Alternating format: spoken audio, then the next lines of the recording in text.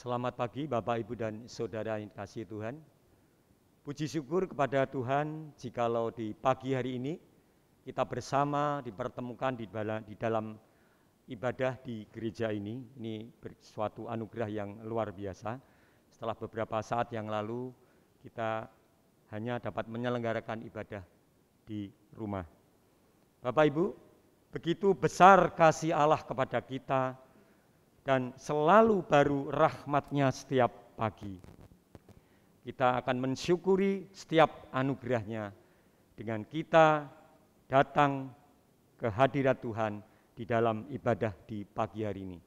Sebagai lagu pembukaan ibadah pagi ini, kita akan angkat bersama pujian Besar Setiamu bait 1, 2, dan 3.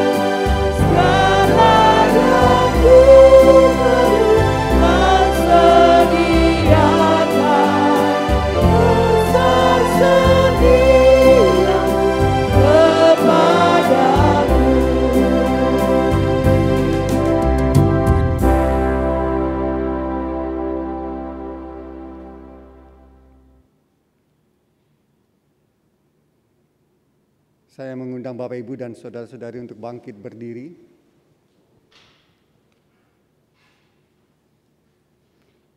Ibadah raya minggu ini akan kita mulai dengan satu pengakuan bahwa pertolongan kita datangnya dari Allah Bapa pencipta langit dan bumi.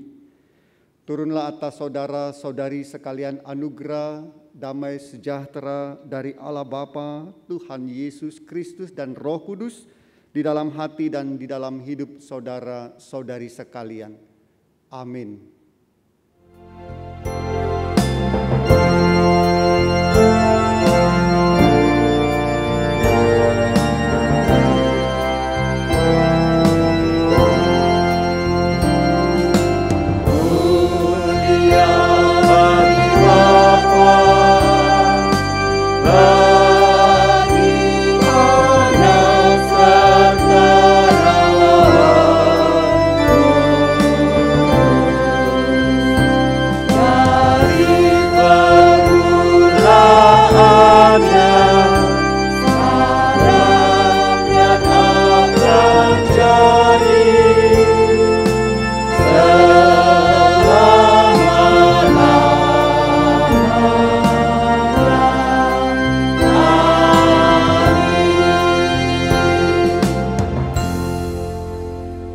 Pembimbing ibadah dari Mazmur 119 ayat 2 dan 3 demikian. Berbahagialah orang-orang yang memegang peringatan-peringatannya, yang mencari Dia dengan segenap hati, yang juga tidak melakukan kejahatan, tetapi yang hidup menurut jalan-jalan yang ditunjukkannya. Amin.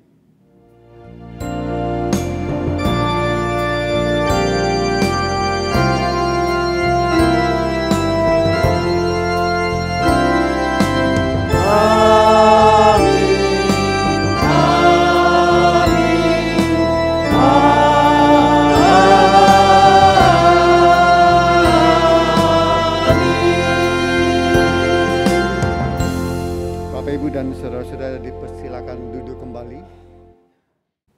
Saat yang indah adalah saat di mana kita dekat dengan Tuhan. Dan selayaknya anak kepada Bapa, kita akan menyampaikan isi hati, ungkapan hati kita kepada Allah. Kita akan masuk di dalam doa syafaat. Kita akan angkat pujian indahnya saat berdoa bait 1 dan 2.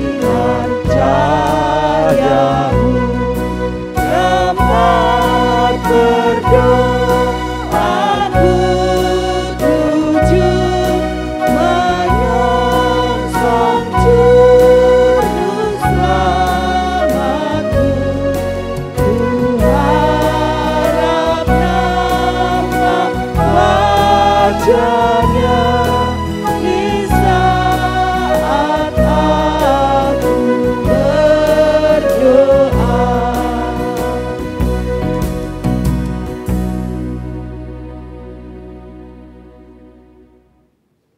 Mari Bapak Ibu dan Saudara-saudari, kita satukan hati kita menaikkan doa syafaat kita. Kami menengadakan hati, roh dan jiwa kami ya Tuhan kepadamu saat ini dengan segala ungkapan syukur kami, terima kasih kami untuk pemeliharaan Tuhan yang tidak putus-putusnya menyertai kehidupan kami, bahkan mencurahkan rahmat, berkat dan kasih Tuhan sepanjang perjalanan hidup kami. Sehingga saat ini kami boleh ada bersama-sama di rumah Tuhan dalam keadaan baik, dalam keadaan sehat. Kami percaya semuanya ini adalah karena kasih dan kuasa Tuhan nyata dalam hidup kami. Bapa di sorga, kami sungguh bersyukur karena Tuhan selalu memelihara kehidupan kami, iman kami dan kerohanian kami. Dan saat ini juga kami boleh beribadah, boleh bersekutu di hadapan Tuhan. Itu juga karena kemurahan Tuhan. Di tengah-tengah peribadahan ini Tuhan, kami bersama-sama saat ini satu hati untuk menaikkan doa-doa syafaat kami. Kami menyerahkan seluruh jemaat kami ke dalam tangan kasih dan kuasa Tuhan. Peliharakanlah mereka Tuhan, hidup mereka dengan berkat-berkat dari Tuhan. Usaha diberkati, pekerjaan diberkati, segala apa yang dilakukan, yang dikerjakan untuk dapat memenuhi kebutuhan hidup diberkati Tuhan. Kami mendoakan untuk pergumulan-pergumulan yang tentu saja hamba-Mu tidak bisa mengungkapkan satu persatu. Tetapi jemaat-Mu mengalaminya Tuhan. Mari Engkau Allah yang Maha Kuasa melihat jauh ke dalam hati jemaat Tuhan. Apapun bentuk-bentuk pergumulan, persoalan, permasalahan hidup mereka, Tuhan hadir. Tuhan akan menopang mereka semua sehingga mereka kuat menghadapinya. Dan Tuhan akan menyediakan jalan keluar yang terbaik bagi mereka. Bapa di sorga, kami juga teringat akan jemaat-jemaat Tuhan yang saat ini sedang dalam keadaan sakit. Mereka yang terbaring sakit apapun juga, yang terbaring di rumah sakit. Kami mohon kiranya Engkau melawat mereka satu persatu. Tangan-Mu yang penuh dengan kuasa, dengan mujizat kesembuhan akan menjamah bagian-bagian tubuh mereka yang lemah, yang sakit, sehingga mereka dipulihkan, disembuhkan di dalam nama Tuhan Yesus Kristus. Kami percaya akan kasih dan kuasa Tuhan bekerja atas mereka. Pada saat ini Tuhan, kami juga mau berdoa dan menyerahkan ke dalam tangan-Mu untuk anak-anak kami dalam studi mereka. Biarlah Tuhan senantiasa menyertai dan memberkati. Untuk anak-anak kami yang saat ini juga tengah berjuang untuk memasuki sekolah yang lebih tinggi lagi, tahapan-tahapan yang lebih tinggi lagi. Kami mohon kiranya Tuhan sendiri yang akan menyertai dan memberkati, membuka jalan agar mereka mendapatkan tempat pendidikan yang terbaik, yang berkenan di hadapan Tuhan. Kami juga mau berdoa dan menyerahkan ke dalam tangan-Mu untuk situasi pandemi. Kami hanya berharap kepada Tuhan agar di tengah-tengah pandemi ini seluruh jemaat-Mu dipeliharakan di dalam kasih dan kuasa Tuhan, diberikan kesehatan, dihindarkan, dijauhkan dari virus COVID-19. Kami mendoakan untuk upaya pemerintah untuk dapat mengadakan vaksin Tuhan. Biarlah Tuhan sendiri akan menyertai dan memberkati uji klinis yang sampai saat ini masih terus berlangsung. Biarlah kepada mereka yang Tuhan sudah pilih, Tuhan sudah tunjuk untuk melakukan penelitian, diberkatilah mereka Tuhan, agar melalui pekerjaan mereka boleh tersedia vaksin virus COVID-19 dan dapat dibagikan kepada seluruh masyarakat di Indonesia ini, sehingga masyarakat di Indonesia sehat dan dapat kembali menjalani kehidupan secara normal. Mendoakan untuk resesi ekonomi di negara kami ini, Tuhan juga menolong agar dapat segera teratasi sehingga seluruh masyarakat juga dapat hidup dengan baik secara ekonomi, secara finansial. Kami juga berdoa dan menyerahkan ke dalam tangan Tuhan Untuk gereja kami serahkan ke dalam tangan Tuhan. Biarlah Tuhan senantiasa menyertai dan memberkati semua apa yang kami lakukan untuk dapat menghidupkan semangat pelayanan, persekutuan, kesaksian di tengah-tengah jemaat ini dapat terwujud, dapat terlaksana semuanya untuk kemuliaan bagi nama Tuhan. Berikan kesatuan hati kepada setiap komponen yang ada, mulai dari jemaat, aktivis, pengurus-pengurus komisi, majelis, dan hamba-hamba Tuhan. Biarlah kami boleh sehati, biarlah kami boleh bergandengan tangan untuk dapat memuliakan nama Tuhan. Terima kasih Bapa, ini seru doa dan permohonan kami. Kiranya Engkau mendengarkan dan mengabulkannya. Kami panjatkan di dalam nama Tuhan Yesus Kristus. Amin. Mari Bapak Ibu, kita menyiapkan hati kita untuk menjadi bejana bagi firman Tuhan. Dan siap hati kita dibentuk oleh firman Tuhan. Sehingga hidup kita senantiasa menyenangkan Tuhan. Pujian menyenangkanmu kita akan angkat untuk persiapan hati kita menerima firman Tuhan. Menyenangkanmu.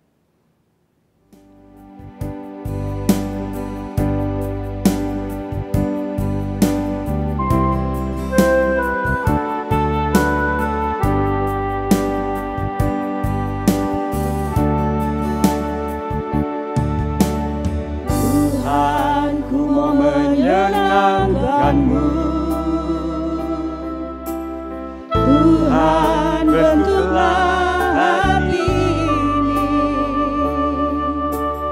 jadi bejana untuk hormat-Mu, cemerlang bagai emas murni. Tuhan, ku serahkan hatiku, semua padamu, kuduskan hingga tulus selalu, agar aku menyenangkanmu,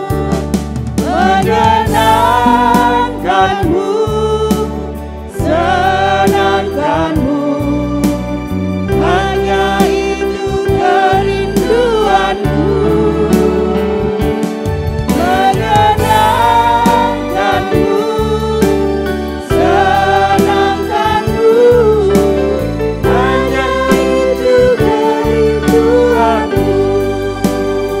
Sekali lagi, pujian Tuhan, ku mau menyenangkan.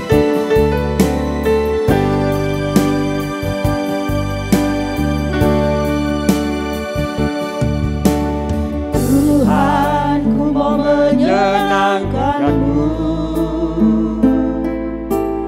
Tuhan, bentuklah hati ini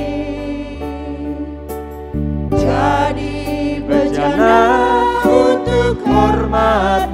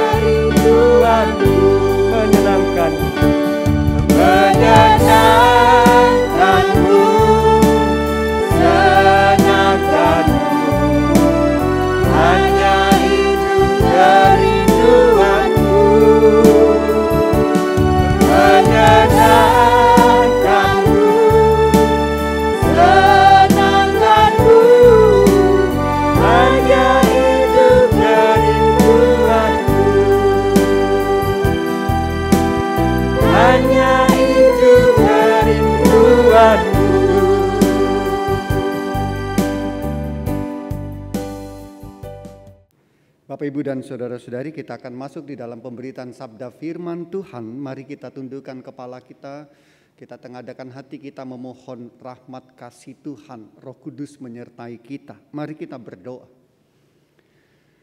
Ya Tuhan, kami menyerahkan waktu pemberitaan sabda firman Tuhan sebentar ini dalam pimpinan-Mu. Roh Kudus, bekerjalah Engkau di dalam hati kami, kuasai seantero hidup kami. Tolonglah agar kami dimampukan untuk fokus kepada firman Tuhan, mendengarkan dengan hati kami setiap taburan firman Tuhan.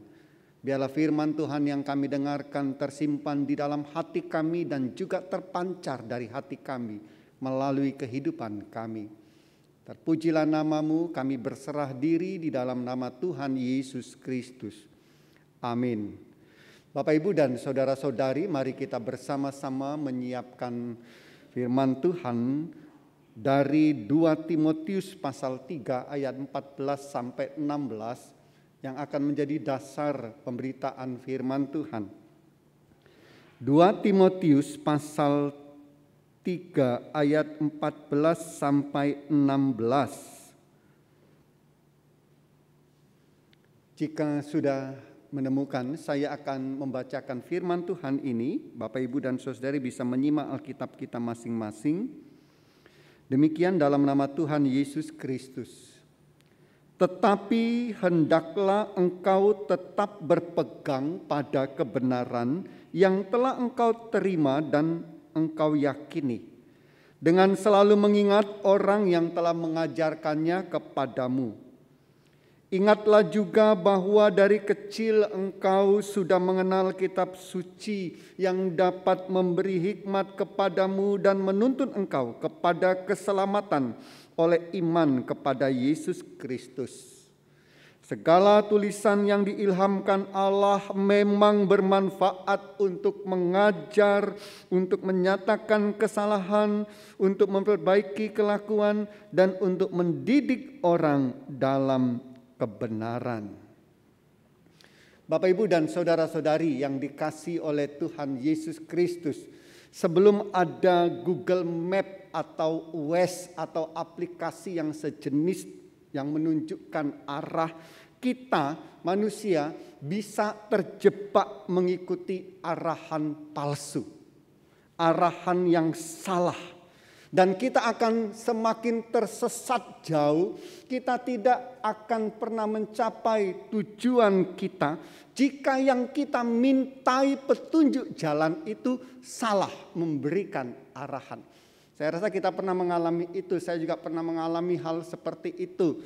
Ya, tidak tahu jalan lalu berhenti bertanya kepada orang, kebetulan orang itu mungkin dia tidak tahu tetapi ingin menolong begitu. Ya, semangat ingin menolong lalu menunjukkan padahal yang ditunjukkan salah, lalu kami mengikuti jalan itu, akhirnya kami semakin tersesat. Kita terlanjur percaya dan berpegang kepada arahan itu, padahal petunjuk atau arahan yang diberikan itu salah. Nah, Bapak, Ibu, dan saudara dikasihi oleh Tuhan, itu adalah gambaran perjalanan hidup kita. Hidup kita juga seperti itu. Hidup kita ini ibarat sebuah perjalanan, oleh karena itu kita membutuhkan arahan. Kita membutuhkan petunjuk, tuntunan yang tepat. Supaya apa? Supaya kita tidak salah langkah dalam hidup ini. Supaya kita dapat mencapai apa yang menjadi tujuan hidup kita. Nah, banyak orang, Bapak, Ibu, persoalannya adalah seringkali kita ini percaya ya, kepada tuntunan-tuntunan yang memang belum dapat kita andalkan. Salah memilih, menentukan petunjuk yang dapat dipercayai. Kita terlalu percaya kepada orang, kita terlalu percaya kepada teman kita. Ya, kita merasa bahwa saran mereka tepat, saran mereka itu adalah yang paling baik tanpa kita menguji terlebih dahulu, dan akibatnya kita semakin terperosok. Ada yang terlalu mengandalkan orang-orang yang berpengaruh, tetapi ternyata ya belum tentu juga bisa diandalkan.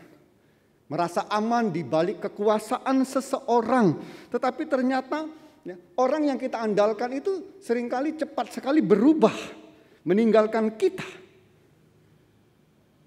Atau mungkin kita juga sering mengikuti arus dunia ini, Bapak Ibu dan Saudara dikasih oleh Tuhan. Harus hanyut dalam gagasan mayoritas.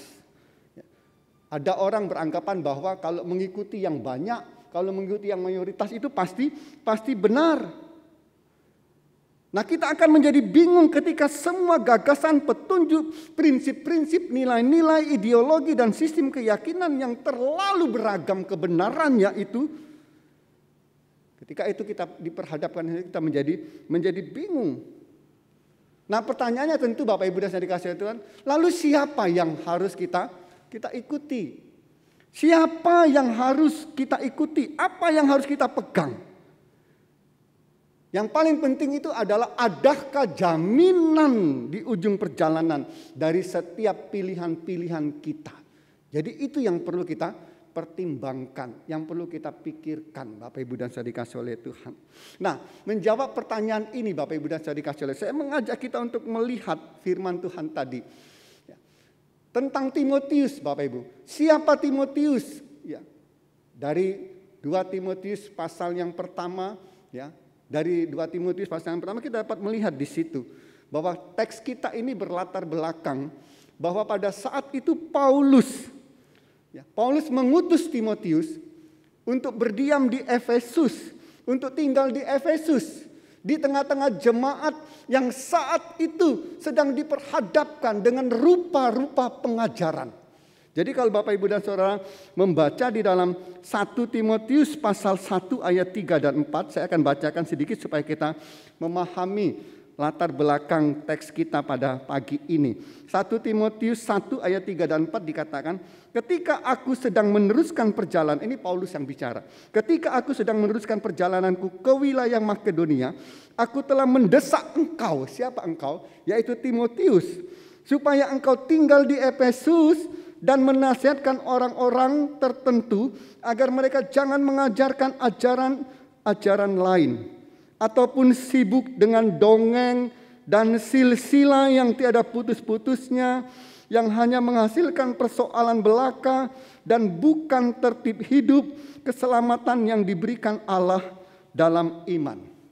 Jadi Bapak Ibu dan Saudara dikasihi oleh Tuhan, saat itu di Efesus dikatakan ada banyak terdapat pengajaran-pengajaran yang menyimpang.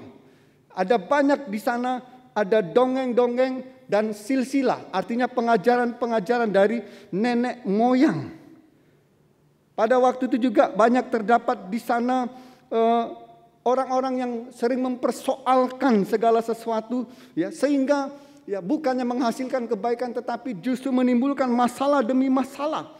Mereka tersesat dengan omongan yang sia-sia dan tidak membawa mereka kepada tujuan hidup mereka, tujuan iman mereka.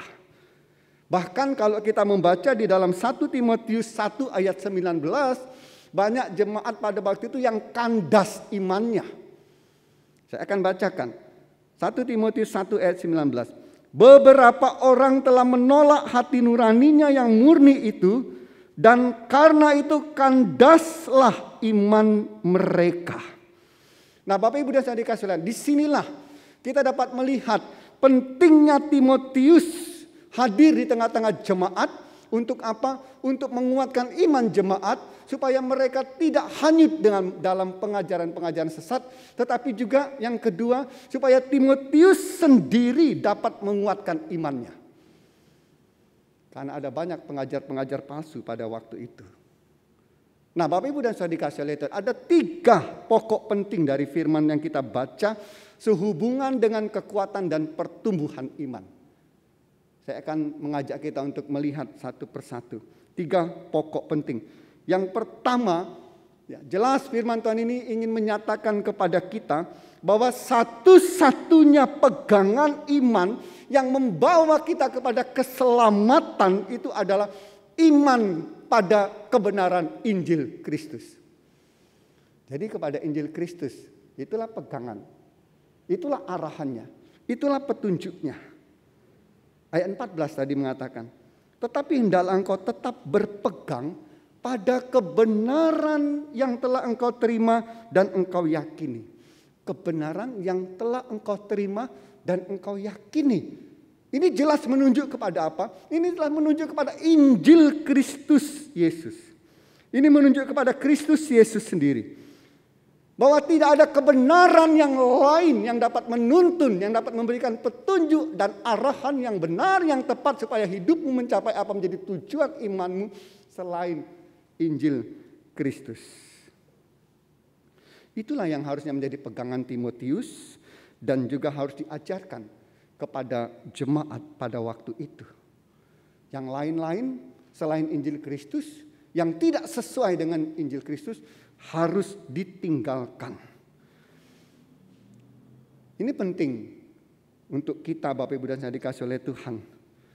Jika kita mendengar, menemukan, mendapat, melihat segala sesuatu pengajaran di sekitar kita, cek dulu. Uji dulu Bapak Ibu. Teliti dulu. Jangan seperti manusia. Zaman sekarang ini Bapak Ibu dan dikasih oleh Tuhan, hoax pun ditelan mentah-mentah, betul ya? Hoax itu ditelan mentah-mentah, langsung percaya tanpa menguji dulu, dapat langsung di-share begitu, seolah-olah itu sudah kebenaran. Padahal itu hanya hoax. Ujung-ujungnya apa? Ujung-ujungnya timbul banyak masalah, banyak orang disesatkan. Lah kita kok tidak menguji dulu begitu. Kita malah menyebarkannya begitu. Sehingga banyak orang juga yang tersesat. Jadi yang pertama Bapak Ibu dan Saudara dikasih oleh Tuhan Yesus Kristus. Ya, penting di sini untuk ditekankan. Baik kepada jemaat di Efesus maupun kepada kita. Teliti setiap apa yang kita terima. Terutama pengajaran, terutama hal iman. Tidak ada yang melebihi Injil Kristus. Itulah yang dapat memberikan arahan, tuntunan. Itulah yang harus kita pegang dan harus kita ikuti. Yang kedua Bapak Ibu dan Saudara dikasih oleh Tuhan. Yang kedua tentu ini berkaitan dengan pentingnya untuk mewariskan iman. Mewariskan iman di dalam keluarga. Iman itu adalah sesuatu warisan yang paling berharga.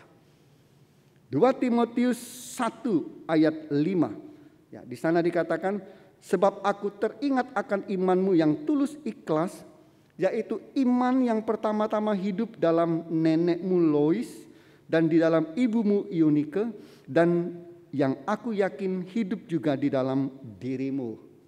Kita lihat ya Bapak Ibu dan kasih oleh Tuhan, bagaimana keluarga Timotius adalah keluarga yang sungguh-sungguh memperhatikan iman dan mewariskan iman itu pada generasi-generasi di dalam keluarga itu. 2 Timotius 3 ayat 15 juga hampir sama mengatakan demikian. Ingatlah juga bahwa dari kecil engkau sudah mengenal kitab suci yang memberi hikmat kepadamu dan menuntun engkau kepada keselamatan oleh iman kepada Kristus Yesus. Sejak kecil sudah diajarkan iman kepada Tuhan Yesus Kristus. Adalah warisan yang berharga ini Bapak Ibu dalam kehidupan kita. Sesuatu yang diajarkan turun-temurun itu akan terinternalisasi dengan baik. Keluarga itu harusnya menjadi tempat di mana iman itu disemai, diikuti, dipraktekkan di dalam kehidupan sehari-hari dengan taat. Kalau itu yang kita lakukan di dalam kehidupan keluarga kita, pasti akan menghasilkan anak-anak yang imannya tangguh. Pasti akan menghasilkan generasi-generasi dengan iman yang hebat, iman yang kuat. Apalagi di zaman materialisme ini Bapak Ibu dan saya dikasih oleh Tuhan Yesus Kristus.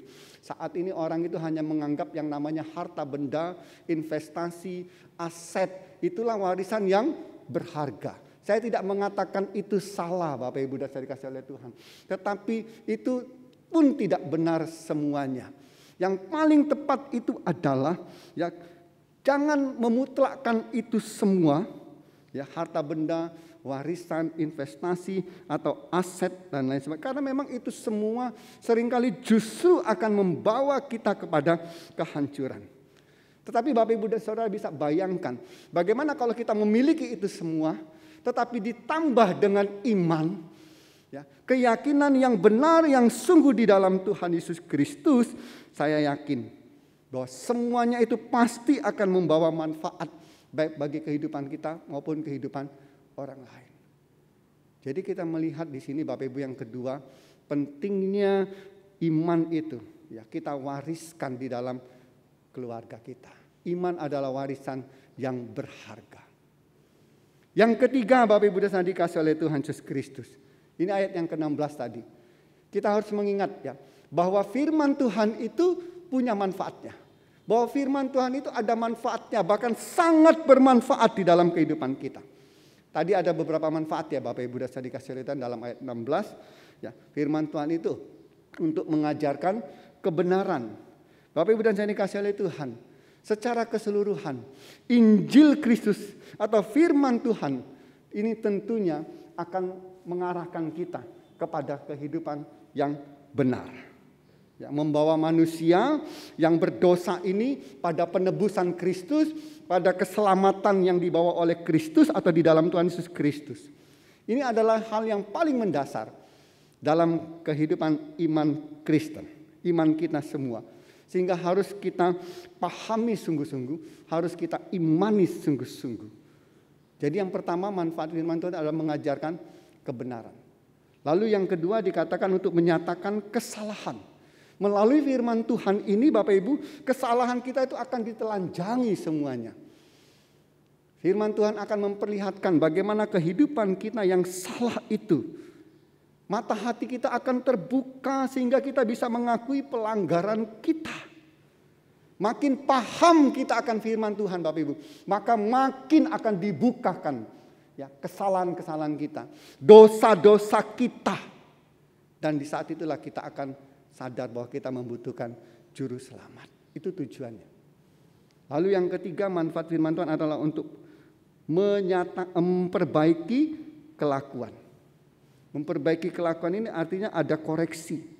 Bukan hanya tahu kesalahan, tetapi juga dituntun untuk bagaimana bertobat. Kita dapat mengoreksi kesalahan-kesalahan kita. Semua gagasan-gagasan kita, keputusan-keputusan kita, sikap dan tindakan kita yang salah itu dikoreksi. Ditunjukkan yang benar dan bagaimana memperbaikinya. Jadi kalau kita mau memperbaiki ya kita harus tahu firman Tuhan. Lalu yang berikutnya mendidik kita di dalam kebenaran. Ini sesuai dengan tema kita, memberikan arahan Bapak Ibu. Firman Tuhan itu akan menjadi pedoman petunjuk kita di dalam era pertobatan. Jadi ketika kita sudah bertobat, lalu bukan berarti berhenti di situ, tetapi kita harus berusaha untuk senantiasa hidup di dalam kebenaran. Jangan kembali lagi berbuat dosa. Nah, firman Tuhan itu adalah satu-satunya pedoman petunjuk bagi kita. Ya, kalau kita mengikuti arahannya, maka hidup kita akan benar. Dan tidak hanya itu akan dituntun pada keselamatan. Nah Bapak Ibu sudah dikasih oleh tiga poin utama ini. Ya. Kalau kita pahami ini dengan sungguh-sungguh dan kita ikuti di dalam kehidupan kita, maka iman kita akan semakin kuat, kita akan semakin bertumbuh dan kita akan terus berpegang kepada kebenaran.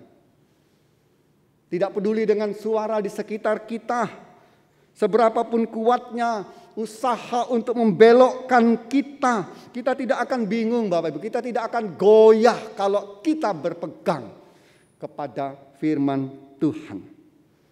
Apapun yang kita jumpai dalam hidup ini tidak akan membuat kita jatuh. Dan selain itu juga kita paham manfaat firman Tuhan di dalam kehidupan kita. Supaya kita dapat menjadi pribadi-pribadi yang bertumbuh lebih baik. Dididik dengan baik. Mau dikoreksi hidupnya. Jangan menolak firman Tuhan Bapak Ibu. Kalau kita mendengar firman Tuhan, jangan menolak. Ya, firman Tuhan sendiri mengatakan apabila engkau mendengar suaraku, janganlah keraskan hatimu. Jangan tersinggung. Kalau firman Tuhan itu mengenah dalam hidup kita, kita tidak boleh merasa tersindir. ketika mendengar firman Tuhan. Karena kita membutuhkan ini, Bapak Ibu dan Saudara dikasihi oleh Tuhan. Ya, hanya dengan firman Tuhan inilah maka kita akan bertumbuh dan hidup kita akan senantiasa di jalan yang benar. Mencapai tujuan, tidak hanya tujuan hidup kita, tetapi tujuan Allah di dalam hidup kita. Tuhan kiranya memberkati. Mari kita tundukkan kepala. Kita mau menghadap Tuhan dan berserah diri dalam tuntunannya. Bapa kami di sorga, kami sudah selesai mendengarkan firman Tuhan. Satu hal yang kami mohonkan kepadamu saat ini setelah kami mendengar firman Tuhan, agar firman Tuhan ini tidak berlalu dari hidup kami. Tetapi seberapapun yang dapat kami tangkap akan tersimpan di sana. Dan hari ini kami belajar tentang bagaimana kami berpegang dan bertumbuh di dalam kebenaran. Kebenaran Injil Kristus, kebenaran firman Tuhan. Itulah yang kami butuhkan Tuhan.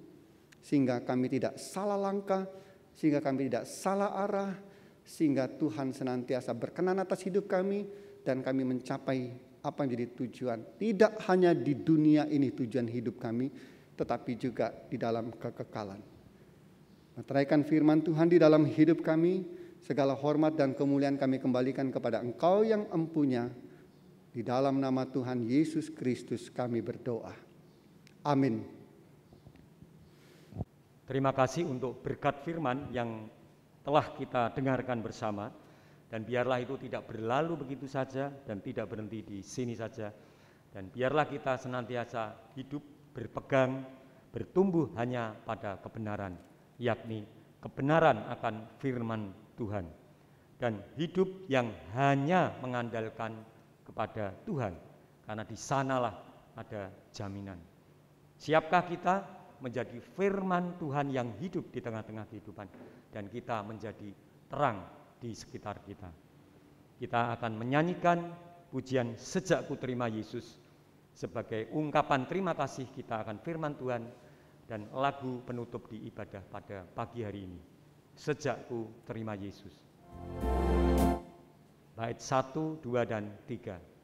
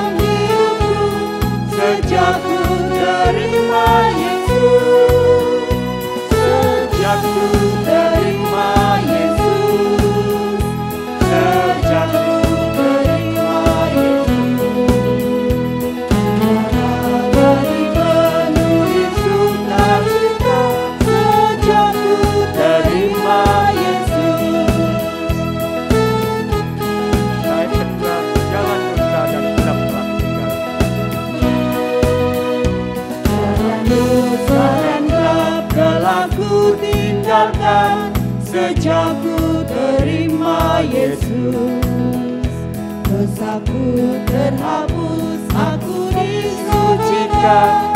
Sejak ku terima Yesus, sejak ku terima Yesus, sejak ku terima Yesus,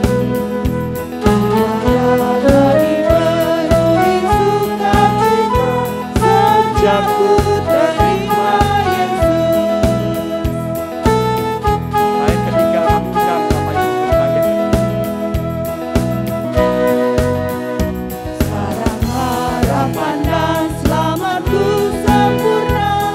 Sejak ku terima Yesus, aku imbang hatiku tetap teguh.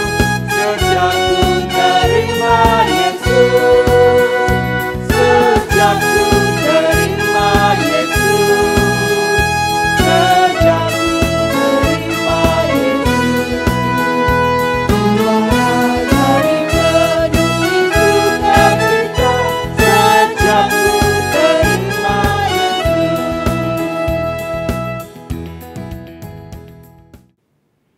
Ibu dan saudara-saudari, mari kita bersama-sama dengan umat Tuhan di segala abad dan tempat mengikrarkan iman kita seturut dengan pengakuan iman rasuli. Mari kita bersama-sama mengaku demikian. Aku percaya kepada Allah Bapa yang Maha Kuasa, Khalik langit dan bumi, dan kepada Yesus Kristus anaknya yang tunggal Tuhan kita, yang dikandung dari Roh Kudus, lahir dari anak darah Maria, yang menderita sengsara di bawah pemerintahan Pontius Pilatus, disalibkan, mati dan dikuburkan, turun ke alam maut. Pada hari yang ketiga, bangkit pula dari antara orang mati, naik ke sorga, duduk di sebelah kanan Allah Bapa yang Maha Kuasa. Dan dari sana ia akan datang kembali untuk menghakimi orang yang hidup dan yang mati. Aku percaya kepada Roh Kudus, gereja yang kudus dan persekutuan orang kudus, pengampunan dosa, kebangkitan orang mati, dan hidup yang kekal. Amin. Bapak Ibu, arahkan dan tengadakanlah hatimu kepada Tuhan. Terimalah berkat Tuhan. Allah Bapa, Putra dan Roh Kudus memberkati, melindungi dan menyertai engkau. Allah yang pemurah dengan anugerahnya memandang atas engkau dan mengaruniai engkau dengan berkat-berkat rohani dan kasih. Mulai dari sekarang sampai selama-lamanya. Amin.